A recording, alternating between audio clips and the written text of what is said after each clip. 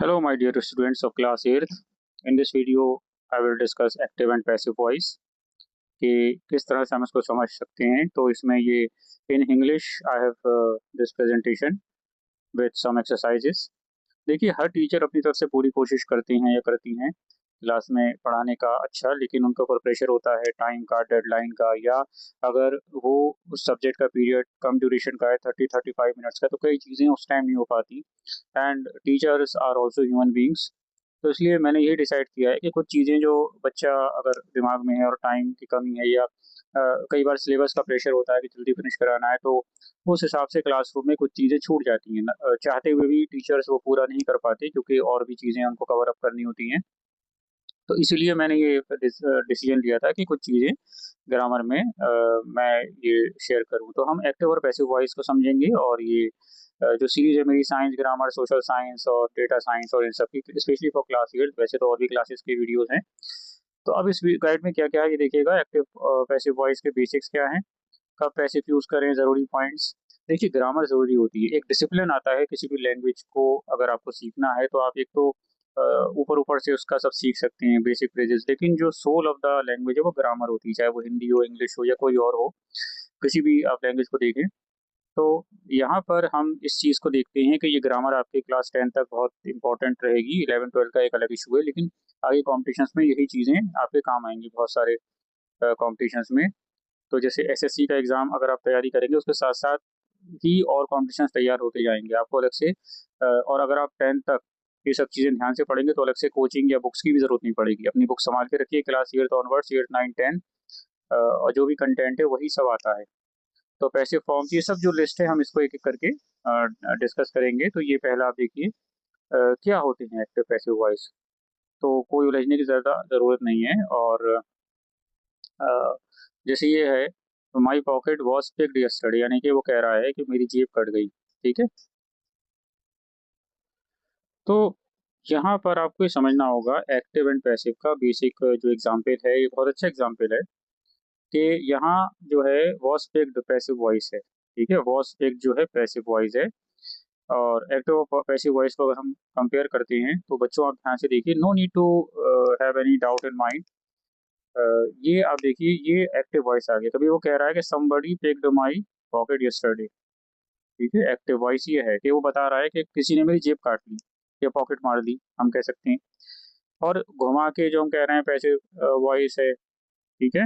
My pocket was picked yesterday. देखिए, या मैं बच्चों को बता दूं, ग्रामर आप पढ़ते रहिए, लेकिन फ्लुएंसी जरूरी है। ये मत सोचिए आप गलत बोल रहे हैं, सही स्टार्ट कीजिए। And good command over English मतलब नहीं है आप शुरू से शेक्सपियर बन जाएंगे या कोई और। ठीक है? तो बोलना स्टार्ट कीजिए, communicate among your friend circle, और शीशे के सामने बैठकर बोलना स्टार्ट कीजिए। इसके साथ मुंह में पेन या पेंसिल रखकर वो जो आपका प्रोनाउंसिएशन है उसे क्लियर कीजिए। वो भी एक अच्छी एक एक्सरसाइज है। तो यहाँ पर कब एक्टिव और कब पैसिव यूज करते हैं? तो एक्टिव वर्ब का यूज होता है कब, ये बताने के लिए कि सब्जेक्ट क्या कर रहा है। ठीक है? Active verb. ठीक है? अब देखो यहाँ पर सब्जेक्ट क्या कर रहा है। The crowd block the roads, he refreshes the body. तो ये इस तरह से, ठीक है, एक्टिव वर्ब का यूज होता है। ठीक है? पैसिव वर्ब का यूज होता है बताने के लिए सब्जेक्ट के साथ क्या किया जा रहा है। ठीक है?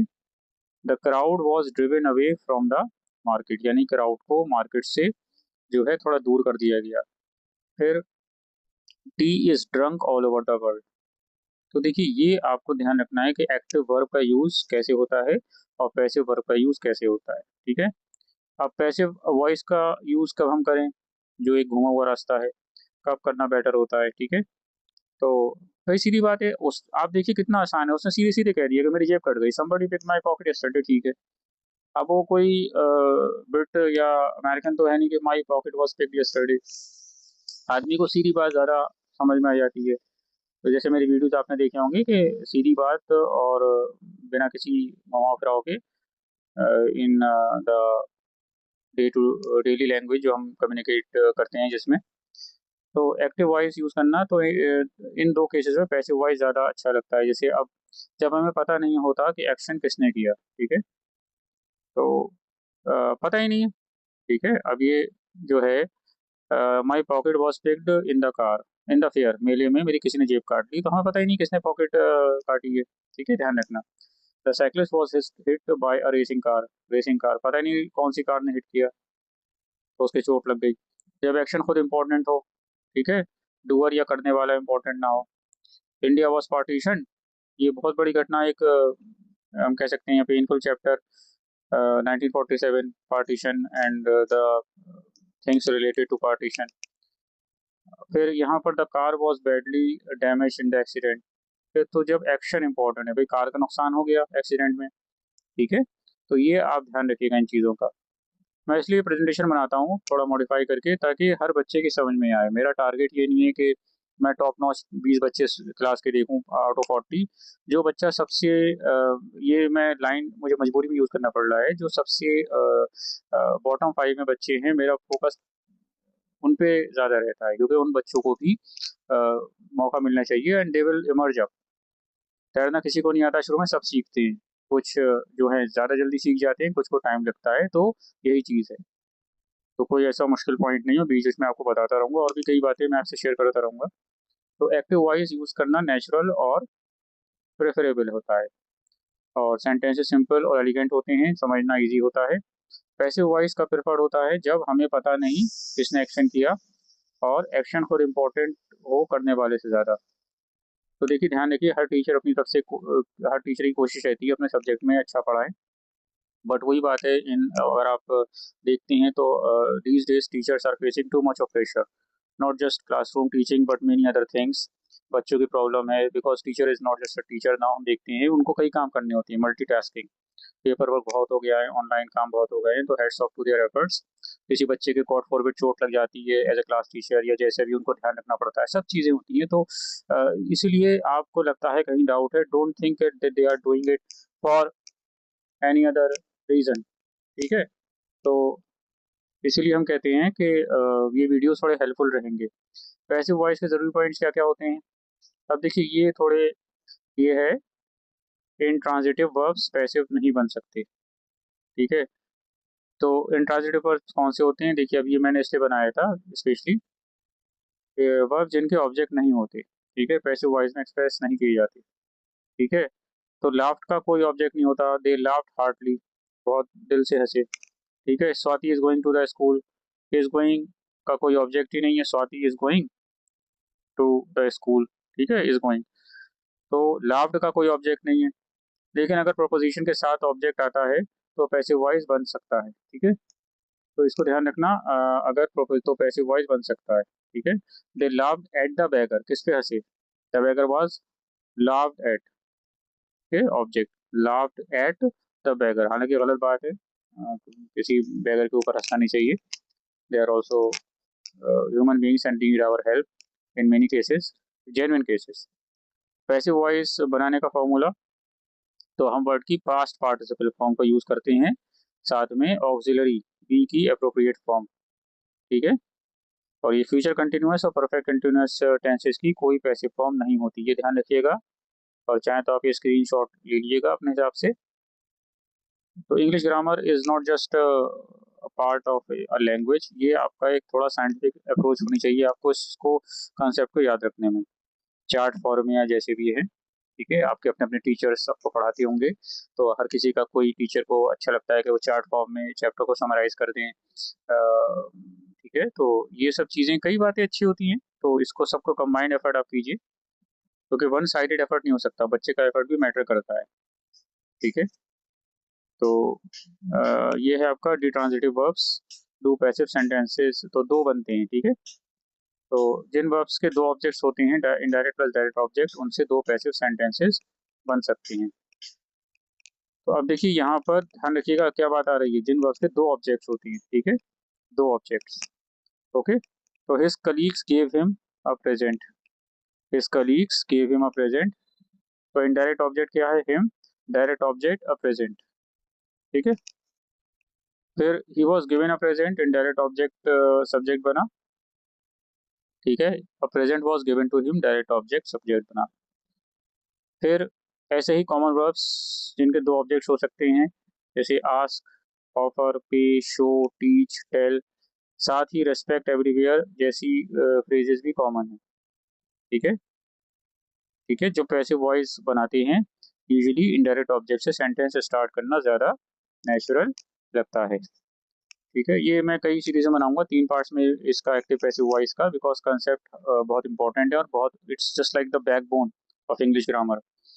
तो क्लास 8th में ये है मामला। और कोशिश कीजिए, जो बच्चे कर सकते हैं, देखिए कोई इतना बड़ा वो नहीं है, न्यूज़पेपर पढ़ना स्टार्ट कीजिए अपने स्कूल लाइब्रेरी में, या ठीक है कि कोई भी, मैं नहीं कह रहा हूँ पूरा न्यूज़पेपर पढ़ना स्टार्ट कीजिए, एक या दो न्यूज़ को पढ़ना स्टार्ट कीजिए and try to increase the speed of reading.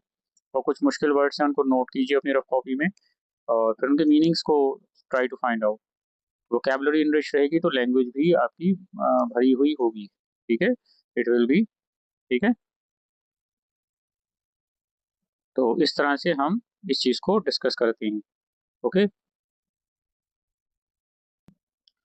Now we will see that I was shown a new iPhone. देखिए ये आपको समझना पड़ेगा कि a new iPhone was shown to me. ठीक है, जब पैसे बनाते हैं तो यूजुअली इनडायरेक्ट ऑब्जेक्ट से सेंटेंस स्टार्ट करना ज़्यादा नेचुरल लगता है। तो I was shown a new iPhone. ठीक है, he was given plenty of facilities, तो plenty of facilities were given to him. तो देखिए वही चीज़ आई कि जब पैसे बनाते हैं तो इनडायरेक्ट ऑब्जेक्ट से सेंटेंस स्टार्ट करना ज़्यादा नेचुरल और बेटर लगता है। ठीक है, सो ये आप देखिए, ये भी याद रखना है कि पैसिव वॉइस पैसिव सेंटेंस में बाय प्लस टूअर फ्रेज लगाना हमेशा ज़रूरी होता है। ठीक है, by plus doer. We inform the police, we inform the police active है, the police was informed by us, bracket में जो है बाय अस लिखना ज़रूरी नहीं है, लेकिन द पुलिस वॉज इन्फॉर्म। ठीक है, तो बाय प्लस टूअर। ठीक है, पैसिव फॉर्म्स बच्चों को थोड़ी यहाँ पे मेहनत करनी पड़ेगी। ठीक है, हाँ मैं एक बात और कर दूं, आपने कभी नोटिस किया होगा, जैसे आपके क्लास टीचर हैं मेल या फीमेल, आपने देखा होगा अक्सर वो इन द फर्स्ट पीरियड्स या फर्स्ट 4 पीरियड्स बड़े फ्रेश रहते हैं, लेकिन लास्ट पीरियड तक आते आते they are tired, because they are not robots, they are also human beings. And you should keep this thing in mind कि आपकी तरफ से कोई ऐसी बात ना हो जो उन्हें इरिटेट करे। अभी जैसे अब वेदर का इफेक्ट आप देख रहे हैं, सड़ी गर्मी होती है तो उसमें भी आदमी इरिटेट होता है, पसीना बह रहा है और उसमें, और कई बार कम फ्री पीरियड्स होते हैं, तो उससे भी आप प्लीज़ इसको ध्यान रखिए। If you really want to respect your teachers, instead of just showing it only on teachers day और दिस एंड दैट, आप अपना बिहेवियर ऐसे रखें that teacher should not feel any type of irritation. हर बच्चे की ड्यूटी है to become the real super hero in the classroom, because उन पे भी कई प्रेशर होते हैं which you will learn later in your life when you join a job. तो इसीलिए मैं भी इसमें not just education but to become a perfect human being. ठीक है, परसेंटेज मैटर करती है, बट परसेंटेज के साथ साथ जो चीज़ मैटर करती है कि आप कैसे इंसान बनेंगे। ठीक है, तो ये बहुत इंपॉर्टेंट है। टॉपर हैं लेकिन मैनर्स नहीं है, बेकार है। और अगर आप टॉप टॉपर अभी नहीं है, बाद में हो जाएंगे, लेकिन आपके पास अच्छे मैनर्स हैं, वो बेटर है। ठीक है, पैसिव फॉर्म्स सभी टेंसेस के लिए, तो ये सभी टेंस और वर्ब्स के लिए एक्टिव पैसिव फॉर्म दिखाती है। Base verb invite. ठीक है, बेस वर्ब यहाँ पे इन्होंने दिया है इनवाइट, तो सिंपल प्रेजेंट इनवाइट। ठीक है, ये एस ब्रैकेट में is are am invited. Simple past invited was were. Simple future will invite will be invited. ठीक है, पैसिव में present continuous is are am inviting, is are am being invited. Past continuous was were inviting, was were being invited. Present perfect, ये सब आप देखिए, आप चाहें तो इसका आप स्क्रीनशॉट ले सकते हैं 2 बार में। ठीक है, ये आपके लिए बहुत ज़रूरी है, बहुत आपको हेल्प करेगी ये जो टेबल है। देखिए आप, फिर मैं देख रहा हूँ टेंस, एक स्क्रीनशॉट यहाँ से आप ले लें, क्योंकि ये प्रेजेंटेशन सिस्टमेटिक होता है। कई बार बुक ब्लैक एंड वाइट होती है या उसमें इतना कंटेंट इतना ज़्यादा कंप्रेस होता है, तो बच्चे का इंटरेस्ट नहीं जागता है। प्रेजेंटेशन बनाने से मुझे लगता है कि आपको ज़्यादा बेटर तरीके से समझ में आता होगा। ठीक है, simple present active versus passive. ठीक है, तो एक्टिव जो है ये है आपका invite, passive is are am invited. तो जैसे ये somebody rings a bell every half hour, ये वाला है। अब पैसिव में कैसे, अब bell is rung every half an hour, passive. ठीक है बच्चों, थोड़ा यहाँ पे काम करना पड़ेगा, ये थोड़ा मामला, इस पे आपको थोड़ा टाइम इन्वेस्ट करना पड़ेगा। ठीक है, identity cards are checked at the gate, I am not allowed to use the office telephone, by whom are the dogs trained, who are the dogs trained by। तो ये सबको ध्यान रखिएगा, ये एक्सरसाइज है, ये मैं नेक्स्ट वीडियो बनाऊंगा, ठीक है। इसके बाद बेटा, ठीक है, तो like share and subscribe my channel and share with your friends and others so that I get more motivation. अभी 3-4 दिन के गैप के बाद मैं अपलोड करा है मैंने वीडियो, और now I am going to start again because I was doing some research work कि कौन सा टॉपिक ज़्यादा बेटर रहेगा पहले to be selected as a video. Thank you so much, have a nice day.